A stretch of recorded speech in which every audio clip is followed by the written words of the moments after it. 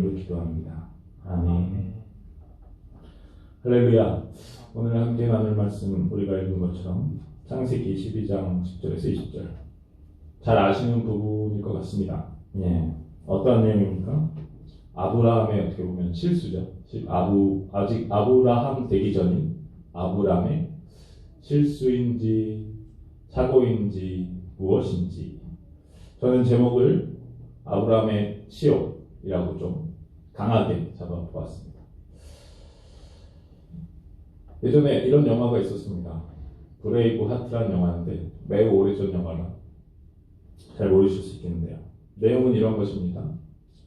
그 영국의 예전 이제 중세 봉건 시대죠. 그때는 영주들이 강한 권력을 갖고 있었습니다. 심지어는 그 영지에 거하는 거민이 결혼할 때 그 결혼하는 여인의 초약권을 갖고 있을 정도로. 초약권이 무엇입니까? 결혼하니까 그 첫날 밤을 치르기 전에 영주가 먼저 첫날 밤에 권한이 있다라는 것이죠. 지금으로 생각하면 말도 안 되는 권한인데 그만큼 영주가 그 영지에서는 왕 이상의 권력을 갖고 있었다는 것이죠. 그 영주가 이 주인공 멜 깁슨의 아내에게 초약권을 행사하면서 그의 분노한 멜 깁슨이 이제 반란을 일으킨다. 그리고 그 반란이 결국은 진압되고 마치 희망이 꺼져가는 것 같지만 이제 그 반란을 계기로 그 중세 봉건 시대가 점점 더 개혁되고 발전되어 나가게 됐다. 뭐 이런 내용을 담고 있는 영화.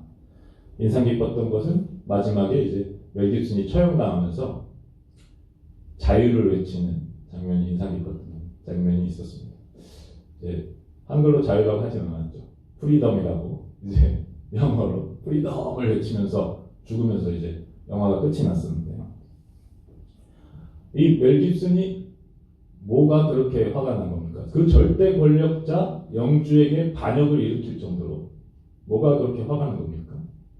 자기 아내를 뺏어갔다는 거죠. 자기 아내를. 남자가 무력해서 아내를 뺏긴다. 얼마나 치욕스럽습니까? 얼마나 자괴감이 들까요? 그런데 오늘 아브라함은 강제로 뺏긴 것이라고도 하기가 어려운 게 자기가 거짓말을 했고 그 거짓말의 대가로 아내를 빼앗겼다라는 것입니다. 그리고 빼앗겼다고 어디 호소할 데도 없는 상황. 그런 상황에 아브라함. 오늘 우리 본문 10절을 한번 같이 읽어보겠습니다. 10절 함께 읽겠습니다. 그 땅에 기근이 들었으므로 아브라함이 애굽에 거류하려고 그리로 내려갔으니 이는 그 땅에 기근이 심하였음이라. 아멘. 자, 그 땅에라고 나오고 있습니다. 이 그 땅은 어디입니까? 그 땅이 어딜까요? 12장 전반부는 어떤 내용을 담고 있습니까?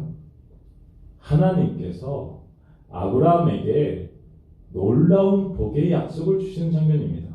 복의 약속을 주시면서 땅의 약속도 주십니다. 약속의 땅, 복지라고 할 수 있죠. 복지. 그 약속의 땅, 가나안 땅에 너희 후손들이 살게 될 거야 라는 약속. 그래서 아브라함은 가나안 땅으로 가게 됩니다. 어떻게요? 자신의 조카 롯과 자신의 가족들을 데리고 과감하게 자기 어떤 그 터전을 일구었던 땅에서 박차고 나와서 하나님의 말씀에 순종하여서 믿음의 걸음을 내딛은 것이죠. 믿음의 걸음. 얼마나 멋집니까? 믿음의 걸음을 내딛었는데 이거 사실 어떻게 보면은 성경에서 잘 나오는 레파토리죠.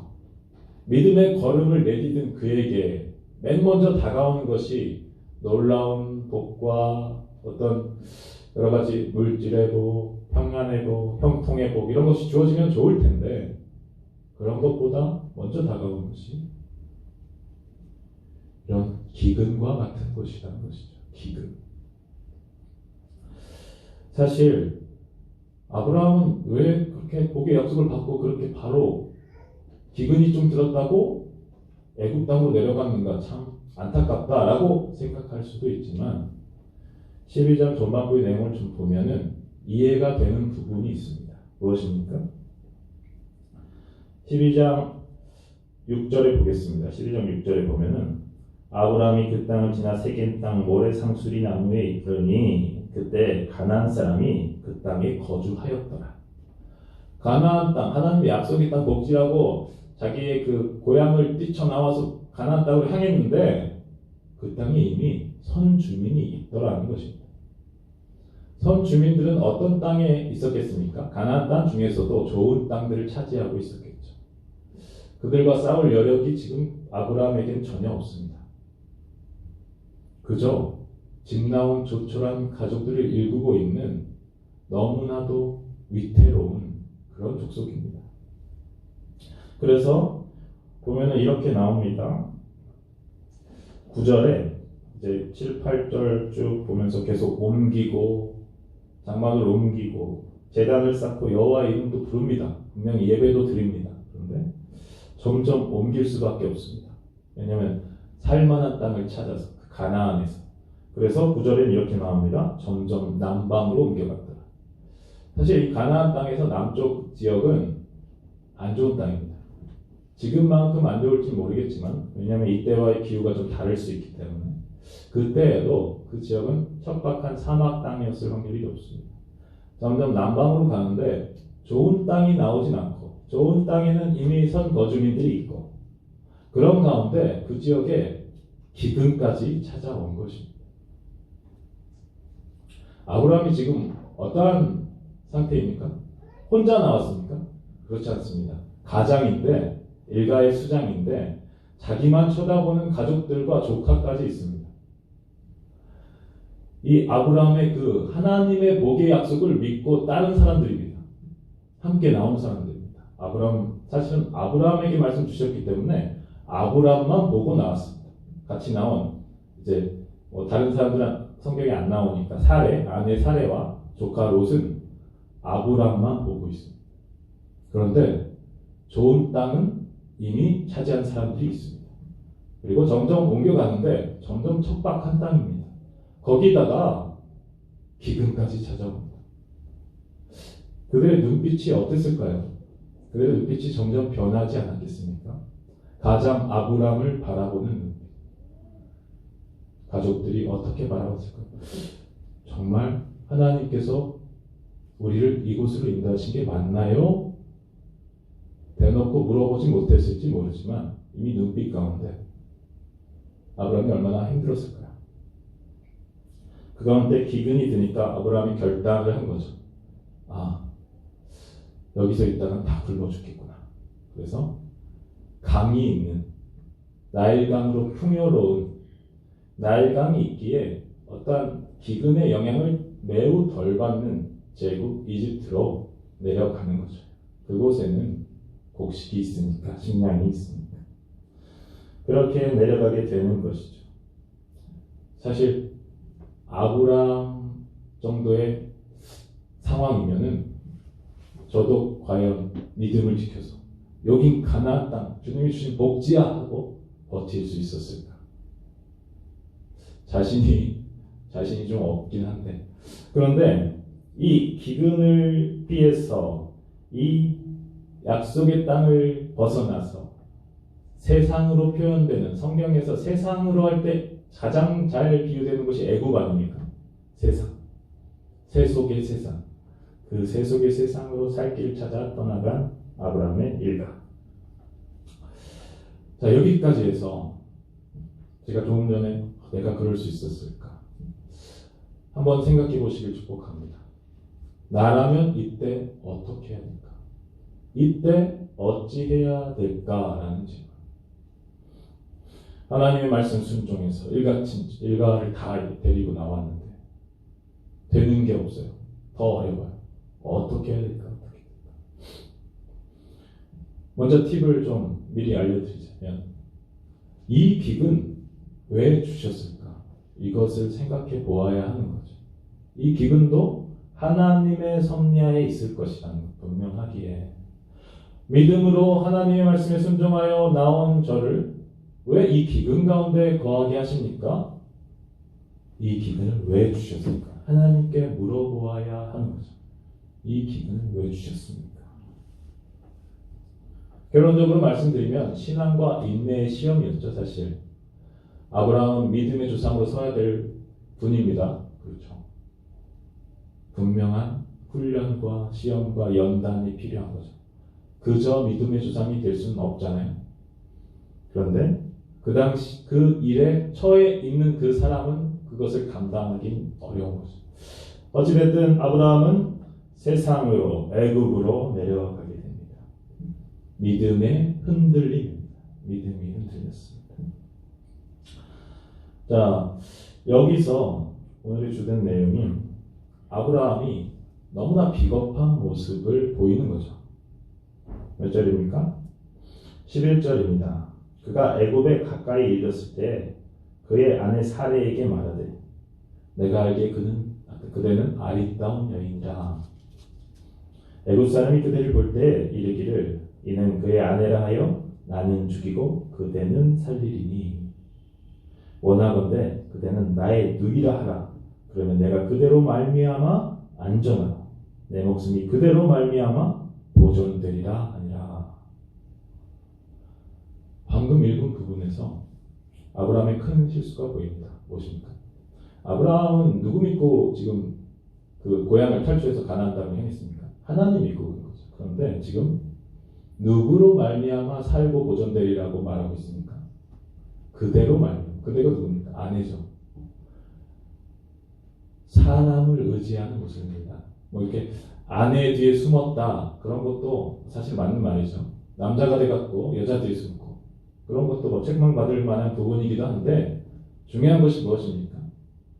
하나님 의지에서 살아야 하는데 사람 의지에서 살려고 하고 있더라는 것입니다.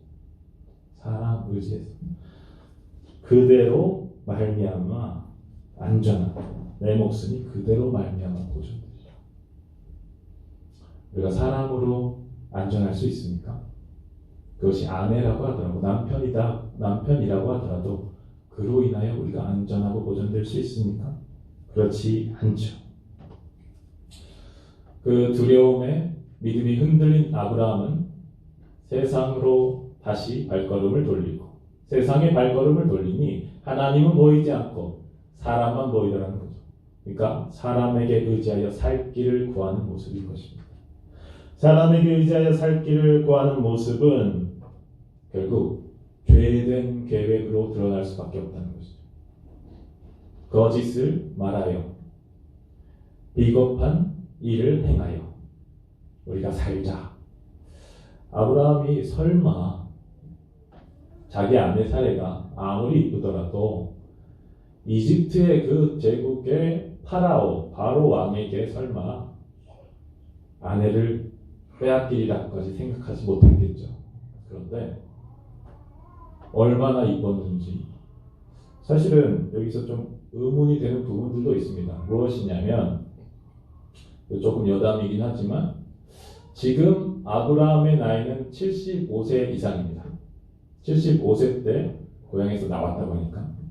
그리고 성경학자들이 추산하기로는 아내 사례는 10살 정도 차이가 날 것이다. 이것저것 계산을 해볼 때 한 65세 조금 넘었을 거다라고 했을 때 65세 조금 넘은 여인을 아무리 이쁘더라도 왕 주위에 이쁜 여자가 많았을 텐데 과연 구할까? 이것을 그냥 믿음으로 넘어가신 분도 있지만 좀 젊은 친구들 같은 경우는 매우 의문시하기도 합니다. 이거 믿을 수가 없다. 그런데 이때가 지금과는 사실 좀 수명의 차이가 있는 때입니다. 무엇이냐면 제가 최근에 이제 인터넷 유튜브를 통해서 창조과학회 이재만 선교사님이란 분의 영상을 좀 보았는데 빙하 시대와 욥기라는 영상인데 시리즈물인데요. 그 가운데 인간의 수명이란 부분. 창세기의 초반에는 1000살 때, 900살 때의 수명. 그런데 이것이 노아의 홍수 이후에 반으로 줄어듭니다. 400살 때로. 그리고 바벨탑 사건 이후에 반으로 반토막 납니다. 200살 때로. 그리고 그때가 바로 지금 이 순간입니다. 200살 때 수명을 살던 시기. 왜냐하면 보면은 이제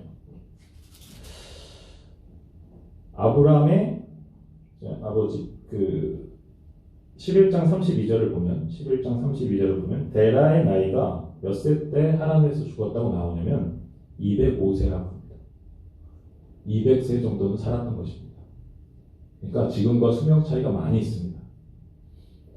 수명 차이가 있는 이유에 대해서 이제 그 영상에서 많은 설명을 해주는데 찾아보시면 도움이 될 것 같습니다. 어찌됐든 수명 차이가 있고 그렇기 때문에 그러면 수명 차이만큼 그 젊음 노화에 유지되는 수준도 달랐을 것이다. 이렇게 생각해 보면 조금 이해가 될 수 있습니다. 왜냐하면은 지금 아브라함에게 너의 씨로 이제 온 천하 만민이 복을 받게 될 거다라고 했을 때 이들은 지금 아이를 낳을 수 있는 상태여야 되는 거잖아요. 그렇다면 65세 이상 된 사례가 아이를 낳을 거를 당연시 여기고 있다는 거죠. 그렇지 않습니까? 그러한 것들을 보더라도 좀 노화가 더뎠을 것이다. 200살 정도의 수명을 가진 시대, 이 이후로 이제 수명이 매우 줄어들게 됩니다. 조금 여담이었습니다. 믿음으로 넘어가신 분들에게는 사실 쓸데없는 얘기지만 그럴 수 있다는 거.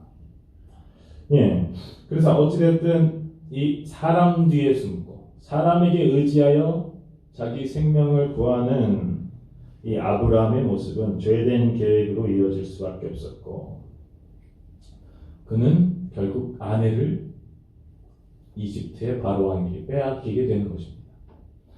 이집트의 바로 왕과 그 신하들이 그 아내의 미모를 칭찬하며 너의 여동생이 너무나 아름답구나. 바로의 아내로 왕비로 드리고 이 많은 재물을 가져가라 라고 하게 된 거죠. 그래서 많은 재물을 받고 아내를 보냈습니다. 성경에는 아브라함의 어떤 심리, 기분 이런 건 전혀 묘사되어 있지 않습니다. 전혀 묘사되어 있지 않습니다. 그러나 조금 생각해 볼 때 어떻습니까? 얼마나 치욕스러웠을까요? 혼자 남아있을 때. 혼자 남아있지 않습니다. 다시. 누구랑 같이 있습니까? 가족들 함께 있습니다. 하인도 있었을 것입니다. 조카 롯이 함께하고 있습니다.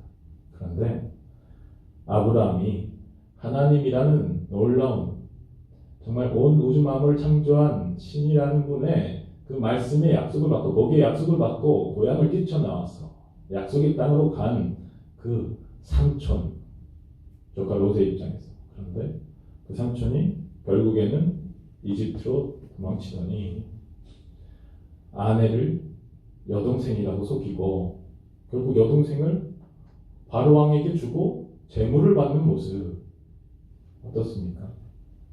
무슨 변명을 한다고 해도 너무나 부끄러운 모습 아닙니까? 아브라함이 재물을 받고 좋아했을까요? 그 재물을 다 태워버리고 싶지 않았겠습니까? 얼마나 무력했을까요? 얼마나 자괴감에 처했을까요? 얼마나 치욕스러웠을까요? 얼마나 부끄러웠을까요? 그 가족들 앞에서. 로마서 10장 11절에는 이렇게 기록되어 있습니다. 성경에 이르되 누구든지 그를 믿는 자는 부끄러움을 당하지 아니하리라. 이것은 이사야 28장 16절에 인용이기도 합니다. 예수님을 믿는 자 부끄러움을 당하지 아니하리라. 이사야서에는 다급하게 되지 아니하리라 이렇게 기록되어 있습니다. 그런데 지금 아브라함은 어떻습니까? 부끄러운 상황 가운데 처했습니다. 일이 매우 다급하게 되어버렸습니다. 왜요? 믿음이 흔들렸더니 믿음이 흔들리고 자기의 생각으로 사람의 생각으로 구원을 찾았더니 어떻게 되었다고요? 부끄러움에 처해버렸습니다. 일이 다급해져 버렸습니다. 이제 아브라함의 어떤 능력으로는 해결될 수 있는 이 꼬인 문제를 풀 수 있는 아무런 방법이 없습니다. 어떻게 해야 됩니까? 어떻게 해야 됩니까? 결국은 어떻게 되어 있습니까? 어떻게 기술되어 있습니까? 하나님이 해결하십니다. 하나님이 주권적으로 해결하십니다. 이에 대해서 하나님의 그 해결하시는 모습만 기록되어 있지 아브라함의 어떤 상태는 전혀 기록이 없습니다. 아브라함은 아무것도 할 수 없었습니다. 아무것도 할 수 없었습니다. 그런데 이 무력함이 하나님의 그 약속을 성취하시는 하나님의 모습을 더 온전케 볼 수 있게 해줍니다. 아브라함이 믿음의 조상이라는 아브라함이 믿음으로 하나님의 약속을 받고 고향을 뛰쳐나와 가나안 땅으로 갔다. 너무 멋진데 금방 흔들리고 넘어지고 자기 생각 가운데 빠져 함정에 빠졌어. 나올 길이 전혀 없는 상황 가운데 누가 그 약속을 신실하게 끌고 가며 성취해 나가십니까? 하나님께서 하신다는 것입니다. 그것을 말씀하시고 싶은 거라고 봅니다. 아브라함에 대한 내용 전혀 없어요. 아브라함이 어땠습니까? 너무 치욕스러워했다. 아브라함이 하나님께 세계를 주셨을 때 너무 감사했다. 하나님께 영광을 돌린다. 이런 내용 전혀 없습니다. 하나님께서 담담하게 그 약속을 이루기 위해서 이 꼬인 문제를 풀어 가십니다. 하나님이 해결하시니 17절에서 20절에 이렇게 기록되어 있는 것입니다. 하나님께서는 바로의 집에 재앙을 내리고 바로에게 깨닫게 하시고 아내 사례를 돌려보내십니다. 아내 사례와 아브라함의 사이의 그 씨로 천하 만민이 복을 받을 그 후손이 계속돼야 되는데 저 하늘의 별과 같은 많은 후손이 하나님의 백성으로 택함받은 백성들이 그 나라 민족을 세워야 되는데 이 바로 왕이 그 계획을 막을 수 없는 것입니다. 하나님께서는 직접 해결하십니다.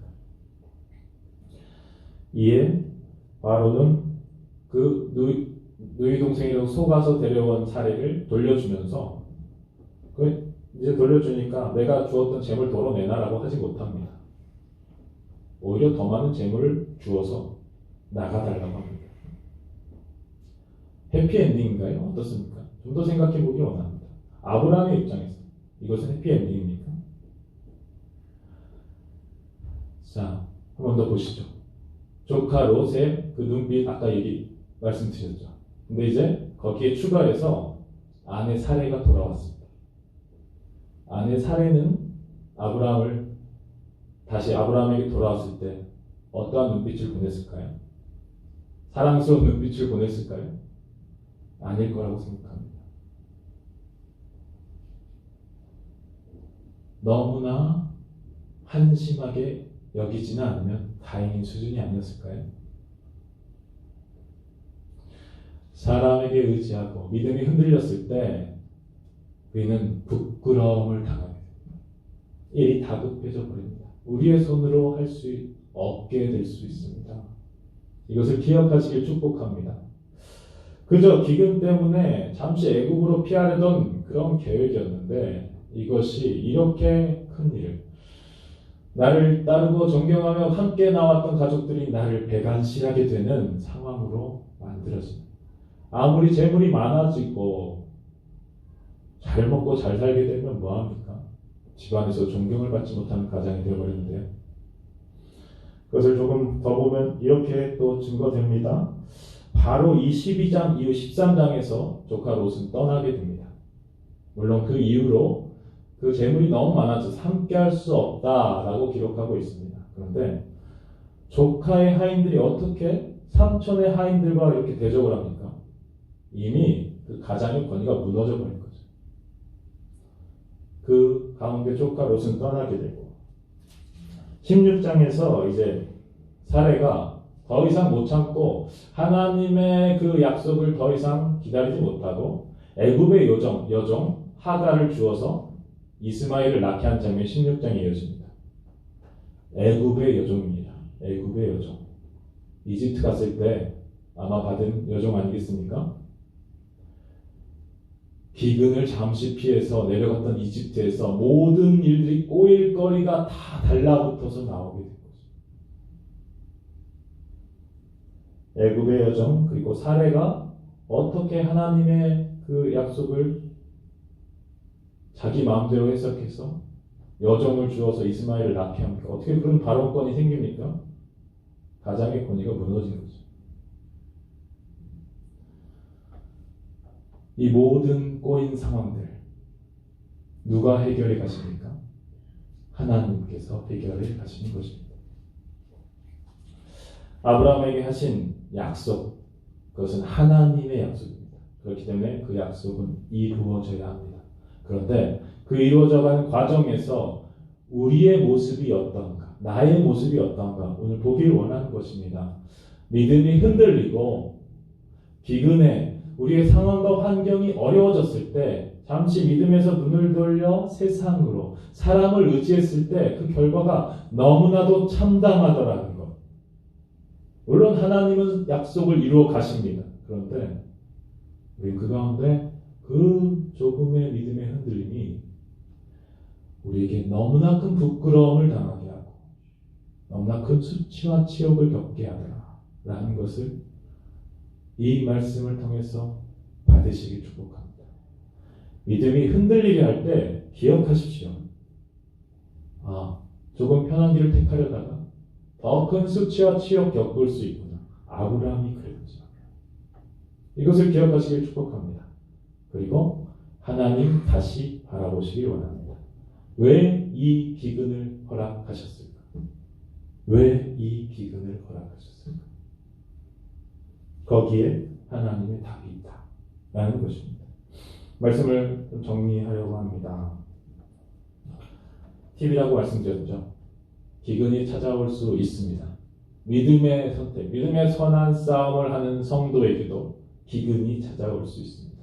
그런데 그 기근에서 하나님께서 원하신 것이 있다는 것, 이 기근을 허락하신 이유가 있다는 것, 그리고 그 기근을 허락하신 이유가 믿음의 어떤 시험, 신앙의 인내와 시험을 통해서 신앙이 자라나길 원하시는 하나님의 뜻이 있다는 것, 그것을 발견하시고 그 믿음의 선한 싸움을 승리하는 싸움으로 이끄시길 축복합니다. 근데 우리 연약함을 우리는 잘 알고 있습니다.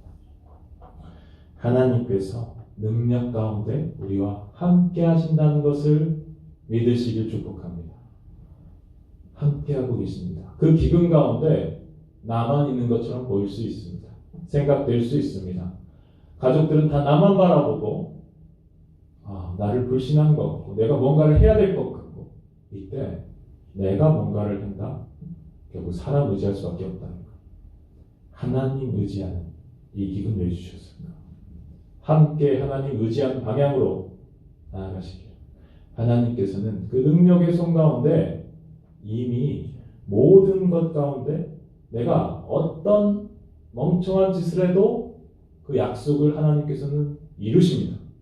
그런데 멍청한 짓해서 사서 고난받을 필요 없잖아요. 아브라함의 이런 일화를 기록하시고 많은 신앙의 선배들의 일화를 기록해 놓으신 이유, 그것에서 교훈을 받고 하나님과 동행함으로 믿음의 선한 싸움을 승리함으로 하나님이 주시고자 하는 그 복에 통로되고 그 사명 감당하고 저 천국의 온전한 소망 가운데 오늘도 그리고 한 주도 승리하시길 간절히 축복합니다. 기도하겠습니다. 하나님 아버지 감사합니다.